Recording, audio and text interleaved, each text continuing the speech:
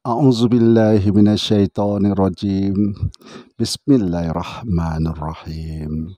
Allahumma shalli ala sayyidina Muhammad wa ala ali sayyidina Muhammad. A'udzubillahi minasyaitonirrajim. Bismillahirrahmanirrahim. Rabbi sadari wa yassirli amri wahlul 'uqdatam min lisani yafqahu qawli. Assalamualaikum warahmatullahi wabarakatuh. Saudaraku dimanapun Anda berada, baik yang tinggal di perkotaan maupun yang tinggal di pedesaan, baik yang tinggal di dalam negeri maupun yang tinggal di luar negeri. Apa kabar saudaraku hari ini? Alhamdulillah, dalam keadaan sehat walafiat, baik jasmani maupun rohani.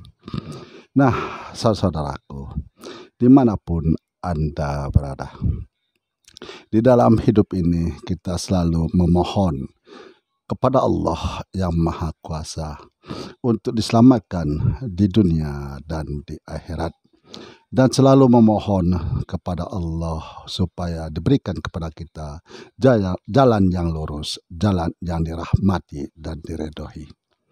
Nah, untuk itu saudaraku, dalam hal kita menuntut ilmu dalam satu majlis, maka yang harus kita perhatikan pertama kali adalah perkataan. Yang kedua baru perbuatan. Sesuaikah perkataannya dengan perbuatannya? Nah, untuk itu jangan lupa kita membawa lampu. Kalau kita tidak membawa lampu, berarti lampu kita padam. Nah, kalau lampu itu padam, maka tidak ada satupun yang kita nampak, yang kita lihat. Makanya perlu kita membawa lampu untuk menerangi jalan kita, supaya jangan tersesat dan masuk ke dalam jurang. Nah, yuk kita simak dan perhatikan cuplikan video berikut ini. Belum kenal Allah, belum kenal Rasul, belum paham Islam. Pas mau tobat, kenal sama orang yang suka berzikir, menenangkan jiwa di tengah malam. Bahasanya tafakur. Ya, digiring untuk bertafakur. Ya, suruh zikir, ingat Allah, ingat ini, ingat itu, ya, ingat dosa. Sampai akhirnya dia menangis. Ya Allah Ustaz, betul Ustaz, ternyata ketika kita sempatkan diri di malam hari merenung, mengingat dosa dan lain-lain, betul-betul ya, jiwa ini menjadi tenang. Ini kalau dibiarin lama-lama jadi sufi. Karena dia mendapatkan ketenangan bukan dari sholat, dari merem-merem gitu di malam hari gitu loh. Ini kan lama-lama bakal ngayal dia. Bisa jalan di air, betul? Bisa berantem di atas pohon bambu. Ini kan siluman bajing kalau begini, betul ya. Nah, setelah kita mendengarkan cuplikan video tersebut, jadi di sini beliau mengatakan bahwa belum kenal Allah, belum kenal Rasul, belum paham Islam. Nah, yang kedua, pas mau tobat, kenal dengan orang yang suka berzikir. Jadi pas mau tobat kenal sama orang yang suka berzikir. Disuruh berzikir di tengah malam, yang disebut dengan tafakur. Nah, yang ketiga, karena mendapat ketenangan bukan dari sholat, tapi dari meremlek di malam hari. Nah, ini kesimpulan menurut pendapat saya yang harus saya bahas dari ceramah Ustadz tersebut. Kenapa? Nah, supaya kita mengetahui dan memahami apa sih gunanya kita berzikir itu tadi. Baik zikir lisan, zikir kolbu, atau zikir sir. Nah, fungsi zikir itu tadi apa hubungannya dengan sholat? Nah, sebelum itu di dalam surah Al-Hujurat itu Allah sudah melarang untuk mencela orang. Janganlah engkau mencela orang. Mungkin orang yang engkau cela itu lebih baik daripada dirimu. Sudah Allah perintahkan jangan mencela. Tapi ustadz tersebut melakukan pencelaan atas saudaranya seagama Islam yang suka zikir malam. Dicelanya orang tersebut, seolah-olah dia lebih baik daripada orang tersebut.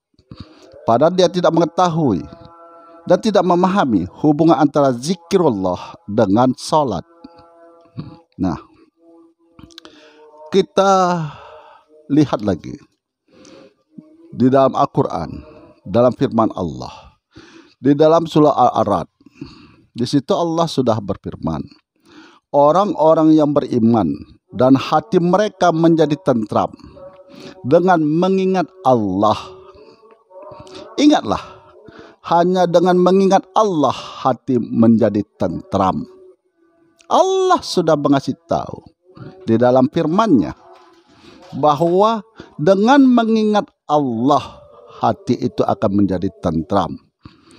Jadi zikrullah, mengingat, mengucap. Dalam berzikir itu kita ingat akan Allah. Nah, kaitannya dalam sholat. Apa itu kaitannya dengan sholat? Kita sudah terlatih untuk mengingat kepada Allah. Sehingga waktu kita sholat, kita berniat, lalu kita takbir, Allahu Akbar, membaca surah. Kita sudah tak ingat lagi dengan isi dunia ini. Mau gempa, mau goncang, mau apapun kita tak ingat lagi. Yang kita ingat hanya Allah. Yang disebut dengan sholat khusyuk. Nah, ada sebagian orang yang sholat, gitu dia takbir, yang diingatnya kuncinya yang hilang, yang diingatnya belum masak, yang diingatnya tadi uangnya hilang tadi mana. Nah, waktu sholat baru teringat dia, oh di sini tadi saya letakkan, oh di sini. Itu namanya sholat tidak khusyuk.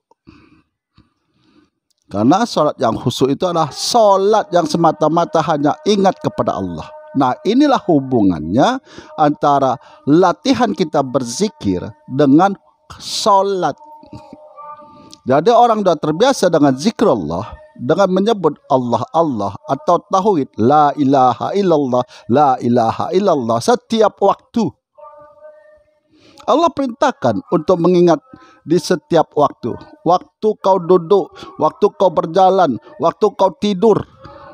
Ingatlah aku, kata Allah. Bagaimana kita berdoa apa? Berdoa pun kapan kita mau berdoa. Tidak ada ditentukan waktunya. Waktu kita dalam keadaan bahaya, kita berdoa, ya Allah ya Tuhanku, selamatkanlah aku. Selamatkan aku ya Allah. Perintah Allah, mohonlah kepadaku. Jadi kita memohon hanya kepada Allah. Nah, disinilah yang saya selalu katakan, hanya sekedar mengetahui, membaca mengetahui, lalu menyampaikan. Tidak ada pemahaman sedikit pun.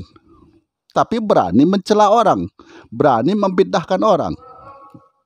Nah, disinilah yang harus kita pahami ajaran agama Islam itu. Ajaran agama Islam itu ajaran yang paling indah. Karena ajaran tersebut adalah cinta kedamaian, sifat gotong royong, saling menasihati, saling mengingatkan, itu membawa semua lingkungan itu dalam keadaan tentram, aman. Itulah dia. Nah, ini dia celah orang sedang zikir di tengah malam dengan menangis. Kenapa dia menangis? Gitu. Karena dia teringat akan dosa-dosanya. Dia teringat kepada Allah yang Maha Pengasih, Maha Penyayang. Nah, dia latih dirinya untuk selalu menyebut zikrullah, menyebut nama Allah. Zikrullah itu menyebut, mengingat. Dengan latihan menyebut, maka kita akan jadi teringat. Setiap waktu kita ingat kepada Allah. Nah, hubungannya ke sholat. Hingga terdapatlah sholat yang khusyuk. Itu dia takbir Allahu Akbar. Sudah putus urusan dunia antara aku dan Allah. Tidak ada yang lain. Aku dan Allah. Itulah sholat yang khusyuk. Tidak ingat yang lain, hanya Allah. Nah, ini dia celah. Betapa mudahnya seseorang itu untuk mengetahui, menghafal, baik hadis maupun Al-Quran. Tapi memahami Hanya sebagian orang yang Allah kasih pemahaman, yang Allah kasih petunjuk. Allah memberikan petunjuk itu bukan karena seseorang itu pandai bahasa Arab. Allah akan memberikan petunjuk kepada seseorang itu bukan karena banyak amalan. Semuanya itu Allah yang berkehendak, Allah yang menentukan, Allah Maha Tahu. Nah, ingatlah, siapapun yang jadi ikutan kita di dalam dunia ini, siapapun yang menjadi ikutan kita, yang kita dengarkan ceramahnya, yang menjadi tanggungan terhadap diri kita adalah diri kita sendiri. Yang akan masuk ke dalam kuburan itu adalah diri sendiri.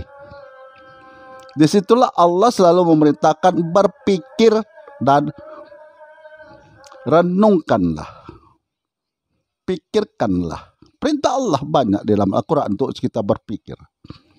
Kita mempelajari sesuatu itu dengan pikir. Menentukan salah benar suatu ajaran dengan pikiran. Gitu. Bukan dengan perasaan, bukan dengan taklin, hanya ikut-ikut aja, bukan.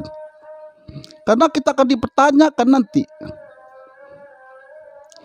Makanya ada satu riwayat, apabila hamba Allah itu yang masuk ke dalam neraka, itu dia menyalahkan setan, menyalahkan iblis. Wahai setan, wahai iblis, gara-gara engkau aku masuk ke neraka ini. Setan dan iblis menjawab, aku tak pernah memaksamu, aku hanya membujukmu. Kau kan sudah dikasih akal untuk berpikir, kenapa kau mau? Itu dia melepaskan diri. Karena kita sudah dikasih akal untuk berpikir. Nah, kaitannya lagi, kita ini bahwa kita ini bebas menentukan ke arah mana yang mau kita tuju. Lakum dinukum waliyadin. Bagimu agamamu, bagiku agamaku. Bagimu kepercayaanmu, bagiku kepercayaanku. Gitu. Nah, disinilah kita tuh harus betul-betul berpikir untuk mencari keselamatan dunia dan akhirat. Bagaimana kok tiba-tiba datang musibah, bencana alam, gempa bumi, tsunami. Kalau tidak terbiasa diri ini melatih dengan mengingat Allah, menyebut-nyebut nama Allah. Apa yang akan terpikirkan di pikiran kita? Harta kita, jabatan kita, kedudukan kita, anak kita, istri kita yang kita terpikir. Padahal kalau hidup ini kita sudah meninggal, akan bertanggung jawab terhadap diri sendiri. Kalau anak istri, tanggung jawab kita adalah mengajari, mengingatkan terhadap mereka. Kalau mereka tak mau, lepas. Kita hanya mengingatkan dan mengajarkan. Hanya itu. Gitu. Nah, begitu saudaraku, dimanapun Anda berada, berhati-hatilah dalam menuntut ilmu agama. Karena sekarang ini sudah bermacam-macam banyaknya aliran, apalagi yang dibawa oleh Wahabi Salafi, yang selalu membid'ahkan amalan-amalan umat Islam yang selama ini dilakukan. Padahal mereka tidak memahami apa itu sih tahlilan. Gitu. Kalaulah tahlilan itu tidak bermanfaat untuk orang yang meninggal, kenapa ada orang yang disolatkan?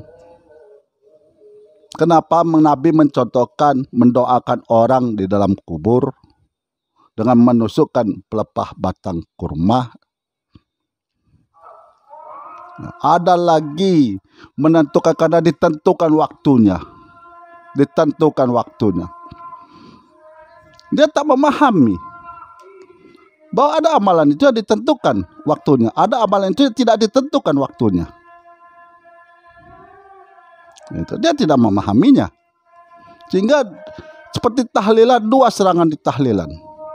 Yang satu dari segi makanan, yang kedua dari waktu yang ditentukan, yang dikhususkan. Mereka tidak memahami. Bagaimana contohnya para sahabat, bagaimana Nabi mencontohkan, bagaimana sahabat berbuat Seperti Bilal menjaga wudhu yang tidak diperintahkan Nabi, sholat sunat 2 rakaat yang tidak diperintahkan Nabi. Bagaimana seorang sahabat yang cinta kepada surah Al-Ikhlas, asal setiap sholat dia selalu membaca surah Al-Ikhlas. Karena kecintaannya kepada surah Al-Ikhlas tidak diperintahkan Nabi dan tidak dicontohkan Nabi. Nah, disinilah kita harus berhati-hati. Itu yang disebut dengan ihdinas siratal mustaqim, jalan yang lurus. Jadi kaitannya nanti ke apa? Ke jalan sirat. Jalan sirat itu jalan yang lurus, halus, licin. Sirat itu diperumpamakan oleh para ulama adalah seperti rambut dibelah 7. Begitulah licinnya, tipisnya jalan tuh. Itulah jalan kehidupan ini. Kalaulah benar dalam hal kita beribadah kepada Allah, beramal sesuai dengan yang dicontohkan, yang diajarkan oleh Rasulullah dan para sahabat lakukan, insya Allah akan selamat kita dunia dan akhirat. Nah, jangan lupa saudaraku, bawalah lampu penerang dalam kehidupan ini, supaya jangan tersesat dalam perjalanan, supaya jangan masuk ke dalam jurang. Akhirnya kita selamat di dunia dan akhirat. Nah, bagi saudaraku dimanapun Anda berada, saya tetap akan mendoakan apabila dalam keadaan sakit, baik yang dirawat di rumah maupun yang dirawat di rumah sakit, saya akan tetap mendoakan semoga cepat lekas sembuh, Allah berikan kesembuhan, Allah angkat penyakitnya, dan beraktivitas sebagaimana biasanya. Akhirul kalam, saya akhiri dengan Assalamualaikum warahmatullahi wabarakatuh.